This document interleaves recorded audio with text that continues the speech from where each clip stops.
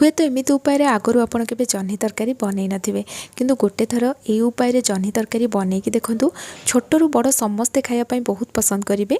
एत स्वादिष्ट लगे तरकारी खायापी जो मैंने जदि जह्नी तरकारी खाआंती से माने भी तरकारी खायापी डिमांड करेंगे। भात रुटी नान परोटा सबुथ खायापी बहुत बढ़िया टेस्ट लगे। गोटे थर बनईकी देखंतु हेले जानीपारे ये तरकारी केते स्वादिष्ट लगे। ये टेस्टी जह्नी तरकारी तैयारी करने वीडियो को एंड जाए देखंतु।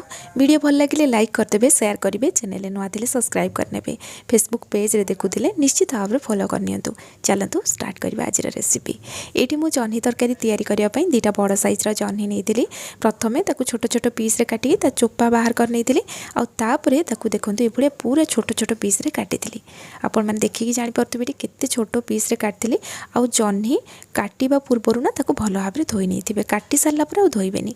तो ये मो बुट डाली नहीं देखूँ आ बुट डाली को बतुरे गोटे घंटा है रखी नहीं बतुरी सारापर एमती गोटे स्ट्रेनर छाणी देती जहाँफल ये एक्सट्रा पानीटा उठी रही। एबे आम या ग्राइंडर जार आड करवा आउ नड़िया कोरा आड करची।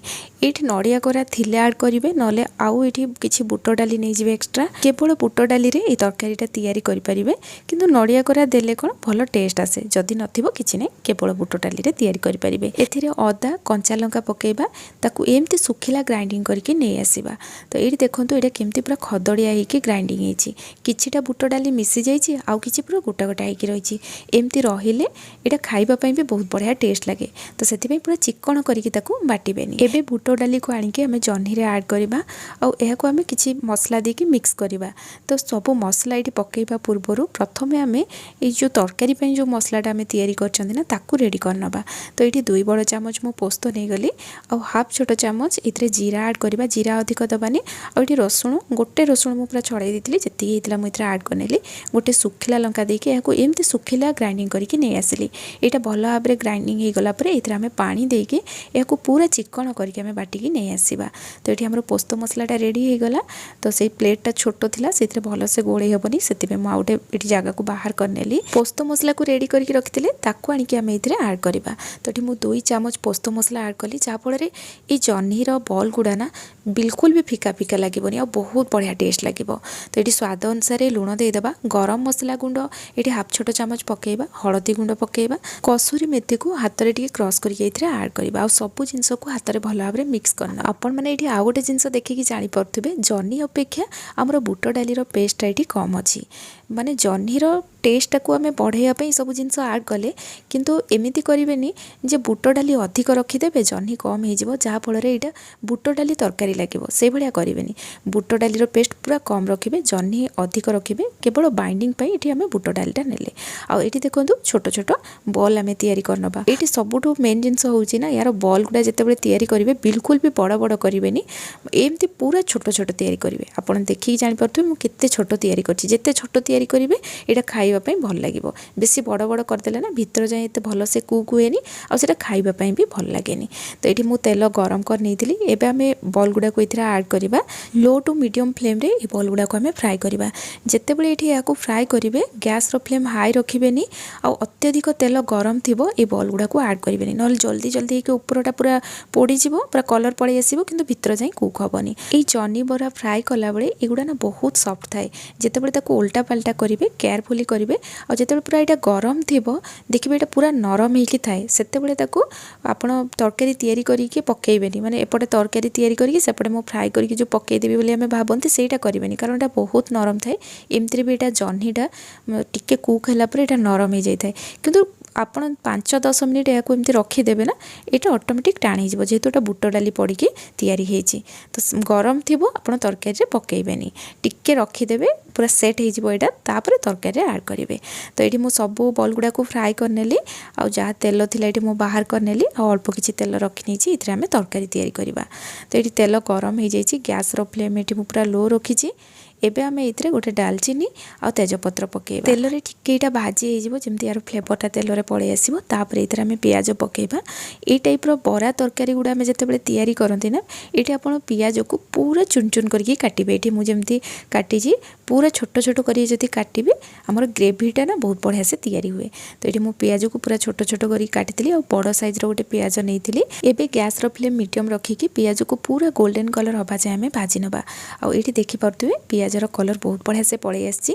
एबे आमे गैस रो फ्लेम पूरा लो करदेबा जेहेतु इथरे आमे गुंड मसला ऐड करबा। मसला तो नुह केवल ये हलदी गुंड Kashmiri red chilli powder add करके ताकू मिक्स करनबा हेले तरकारी कलरटा बहुत बढ़िया से पलि आसीबो तेल रे भाजदेले। ये गैस रो फ्लेम पूरा लो रखिथिबा नले एटा पोड़ी जिवो जदि ना तरकारी टेस्ट ही चेंज हो जिवो। तो ताकू टिके भल भाव भाजी देला परे इथरे मु गोटे बड़ साइज रो टमाटो को पूरा चॉप करके ऐड करछि। पूरा मिसई नेबे नले ताकू भल से ग्राइंडिंग करके इथरे ऐड करनेबे। जेहेतु जह्नी बरा तरकारीटा तैयारी करछंती ग्रेवीटा टिके बहलिया होइकी तैयारी होबो सेति पियाज को आम छोट छोट करके काटिले ता सहित टमाटो को मध्य पूरा भल से चॉप करके ऐड कले किंबा आपण ये ग्राइंडिंग करके ऐड करेंगे।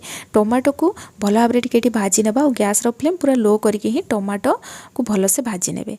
टिके भाजी देला परे तापरे आम इथरे जो पोस्तटा रखिथिले ना ताकू ऐड करबा।